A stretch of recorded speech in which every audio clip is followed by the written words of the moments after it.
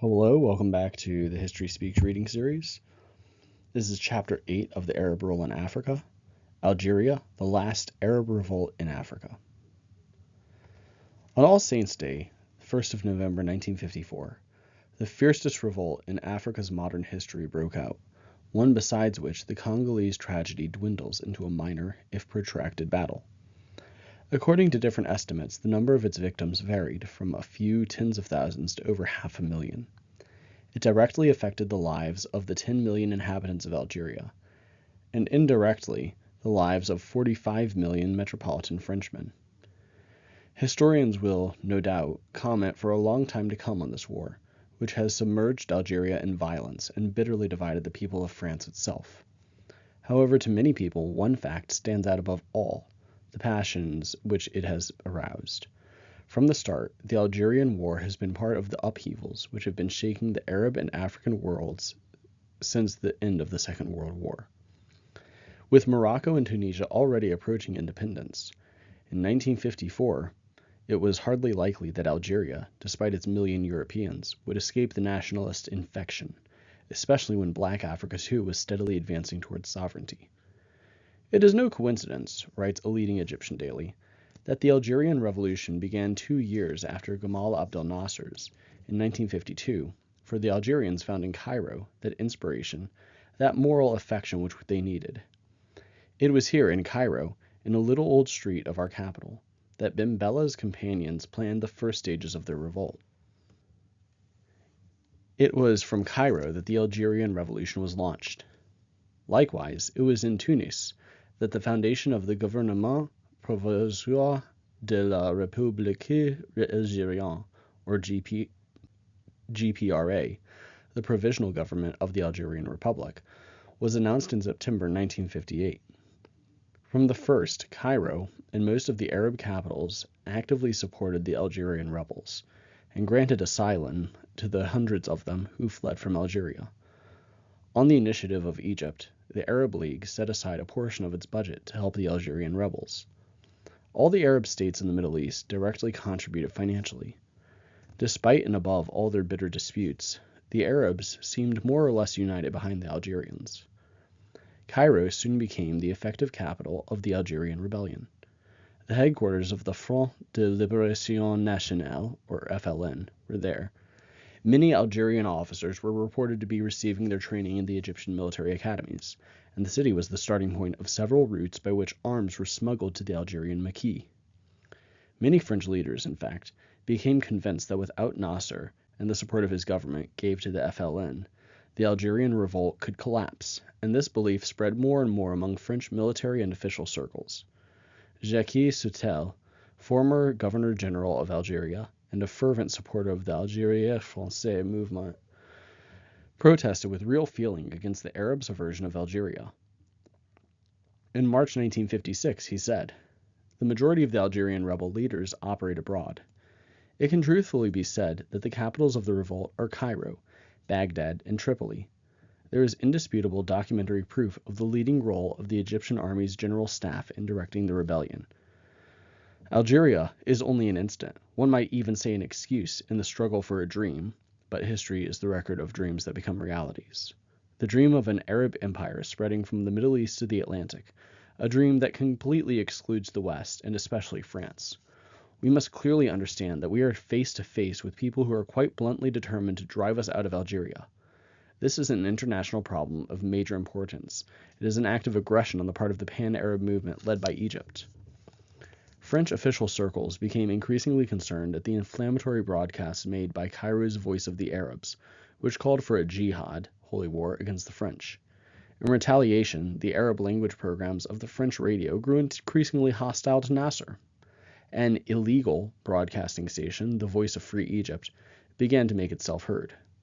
The Egyptian radio location service insisted that it was operating from the south of France and was staffed by anti-Nasser exiles. Meanwhile, some French members of parliament began demanding that the government should act to send the anti-French propaganda of the Voice of the Arabs.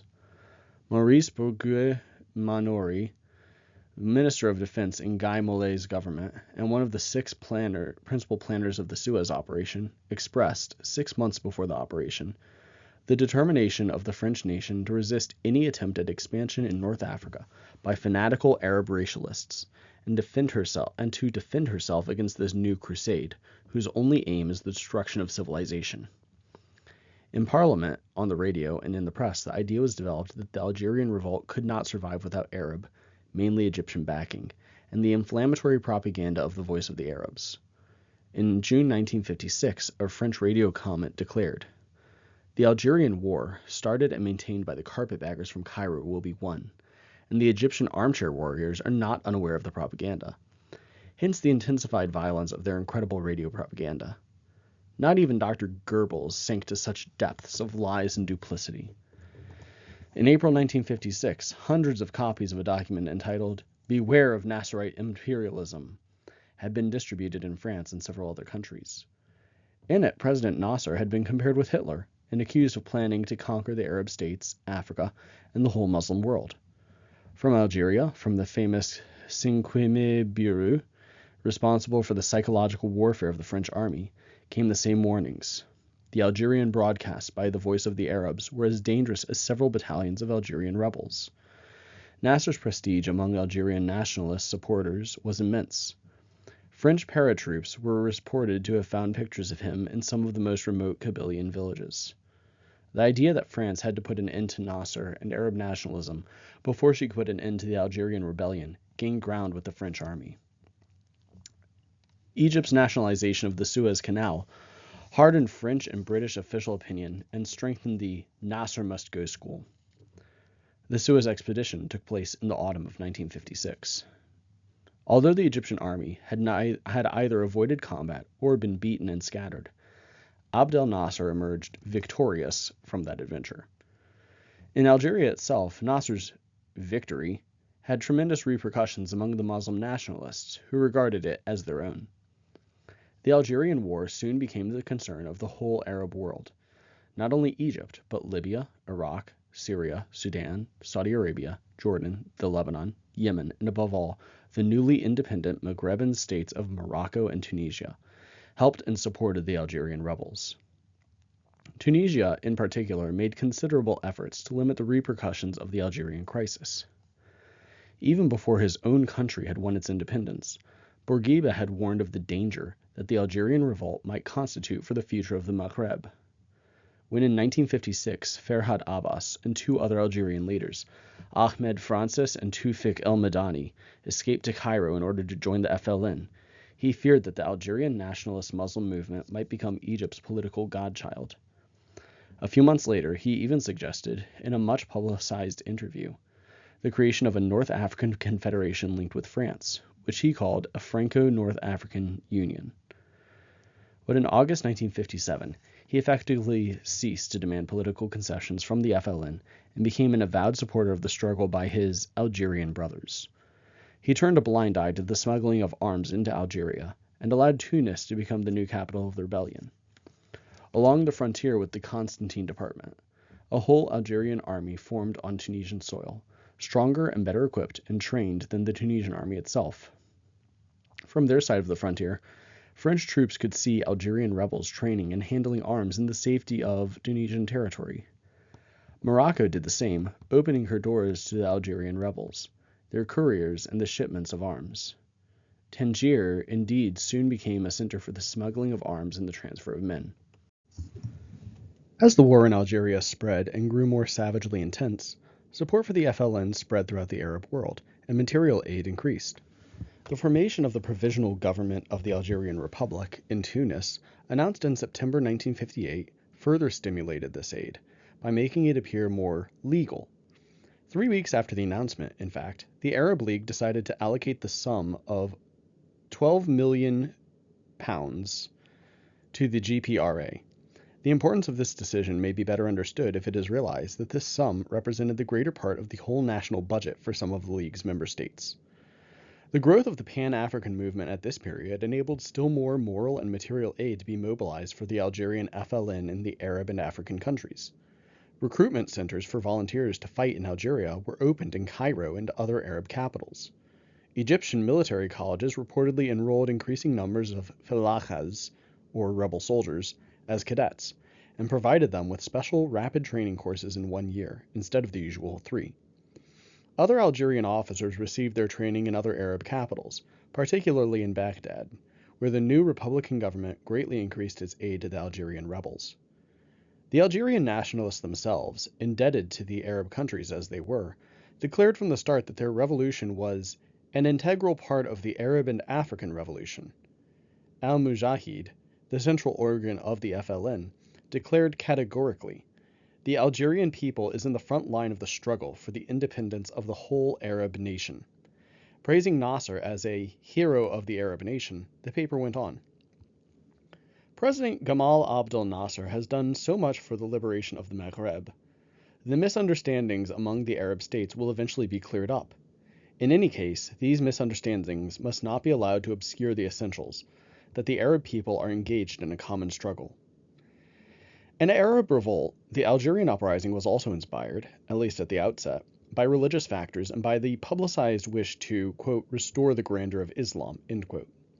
The very declaration of the FLN, which announced the beginning of the insurrection on 1st November 1954, in fact said, quote, "The aim of the FLN is the restoration of the Algerian state, which will be a sovereign, democratic, and socialist one within the framework of Islamic principles." End quote. In many pamphlets and declarations, the Muslim Algerian nationalists used to emphasize the dual aspect of their, quote, "Arab and Muslim revolution," end quote. In 1958, al-Mujahid shrewdly wielded the weapon which Islam could provide. Quote, "The spirit of Algerian nationalism has been formed in the mold of Islamic culture and the Arabic language. Algeria, like Tunisia and Morocco, has been able to demonstrate the scope of its creative spirit in contributing to the realization and the progress of the Muslim civilization, of which it is one of the genuine depositories. Like most Muslim nations, it was during the centuries when Muslim civilization had reached its zenith that Algeria wrote the most beautiful pages of its history." End quote. Quoting Arabism and Islam as their main sources, the Algerian nationalists wanted a Maghreban future, and, following the example of the Tunisians and the Moroccans, championed the unity of the 3 countries in North Africa. For many Muslim Algerian leaders, this unity should start as an economic association, bringing forth a 25 million strong market of producers and consumers. It would then become, in time, a political unity, whose shape is still blurred even for the Algerian nationalists. Their conception of Maghreban unity is supple and does not necessarily entail an organic union, a complete merger of the 3 countries in North Africa. Ferhat Abbas wrote, quote, "Our formula for a North African confederation could very well mean the keeping of the 3 North African states. But the core of our conception is that, as far as education, economy, industrialization, defense, and foreign policy are concerned, the Maghreb must form a unified bloc." End quote. The Muslim Algerian nationalists do not believe, certainly, that the unity of the Maghreb ought to be achieved on any kind of basis and at any cost. For them, it must catalyze the social and economic revolution which they fervently advocate. This aspect of the FLN's attitude to Arab nationalism seems therefore to be similar to that which has been claimed for some time by Nasser as an, quote, "instrument to be used in the anti-feudal and anti-reactionary struggle," end quote. This is what the FLN newspaper says about it. Quote, "Arab nationalism, in its rough, confused, and early form, tends to disappear, or rather to turn into an exacting kind of nationalism essentially anti-feudal and anti-imperialistic, enjoying an international experience, and therefore efficiently capable of choosing its friends. The new form of Arab nationalism, breaking away from the tradition of T.E. Lawrence and of his successors, aims essentially at the transformation of countries which are already independent, but are still wallowing in a semi-feudal and semi-colonial state, into genuine masters of their destinies. It must rid the Arab peoples of the economic fetters and social structures which have been forced on them or reinforced by colonialism. It must put an end to foreign influence, which always generates fratricidal struggles, and it must establish the basis on which related nations, nourished by the same cultural sources, can recover their unity." End quote. Long years of fighting have resulted in toughening the leadership of the Muslim Algerian rebellion. At the beginning, the FLN made a point of excluding from its political program any rigid social or economic clauses which could have produced serious rifts among its leaders. The FLN leaders came from different political and ideological schools of thought. They included ulema like Ahmed Francis, bourgeois politicians like Ferhat Abbas, extremists like Lakhdar bin Tabal. This collection of different groups and tendencies seemed natural in an organization which had always emphasized its character as a national front, not a political party. Gradually, however, a tough and socialist tendency has been getting the better of the bourgeois and moderate ones. The statements and analyses published by the FLN more and more frequently insist now on social revolution, which must necessarily accompany the political revolution. In January 1960, an FLN trade unionist declared, quote, "The Algerian Revolution is not and cannot be a mere fight for the conquest of political power. It is an economic and social, as well as a political revolution. Independence cannot be an end in itself. The Algerian workers are not fighting merely in order to have a flag and to open embassies. They are fighting in order to guarantee land for the peasant, work for the worker, and better living conditions. They are fighting for a national economy, directed and led by them." End quote. The socialist hallmark and the influence of left-wing ideas are becoming more and more manifest in the writings of the Muslim Algerian rebels. Those among them who have visited China have been impressed. Some of them clearly state that tomorrow's Algeria should follow the example of China. They insist more and more on the land reform, which cannot be anything else but a land revolution. An FLN tract claims, quote, "Our peasants are vigilant. They are ready. The land reform of tomorrow will inevitably be a land revolution, or it will not take place at all. Our peasants will not be deceived after so many years of struggle. The social upheaval which occurred in the country is still unfolding its consequences." End quote. August 1961 was an important date in the Algerian Muslim revolt, for from the 9th to the 27th, the National Council of the Algerian Revolution, the supreme governing body of the rebels, meeting at Tripoli in Libya, reorganized the provisional government and replaced Ferhat Abbas by bin Youssef bin Qada. This change was a virtual revolution within the nationalist Muslim leadership. Many theories have been advanced to explain the demotion of Ferhat Abbas, that he had failed in his negotiations with the French, and that he lacked the authority to make the guerrilla forces accept a compromise with Paris. In fact, however, the changes constituted much more of an internal social revolution. For the Algerian rebels, that nationalist revolution is now indeed to be followed by a social revolution. The National Council of the Algerian Revolution devoted a great part of its Tripoli agenda to discussing the internal problems of Algeria, the land question, economic reconstruction, industry, and the social structures of the future. That the Algerian Muslim rebels should have chosen some of their leaders from among those who are well known for their socialist and Marxist dedications indicated a definite political evolution within their movement. The replacement of Ferhat Abbas, the bourgeois politician, by bin Qada, the socialist revolutionary, also marked a sharpening of the FLN's foreign policy and a clearer alignment with the neutralist Afro-Asian states. This socialist and neutralist trend was to be confirmed in subsequent stands adopted by the leaders of the FLN. More and more openly, they declared their intention of building a socialist Algeria. Sayed Dakhlab, their peasant spokesman, declared that Algeria would establish a purely Algerian form of socialism based upon land reform. He said, quote, "For us, the redistribution of the land is a piece of elementary justice to the peasants who cultivate the soil. There is not a single Algerian who does not agree that the land must be returned to the peasants." End quote. The 1954 Arab and Muslim Algerian insurrection had now become socialist indeed.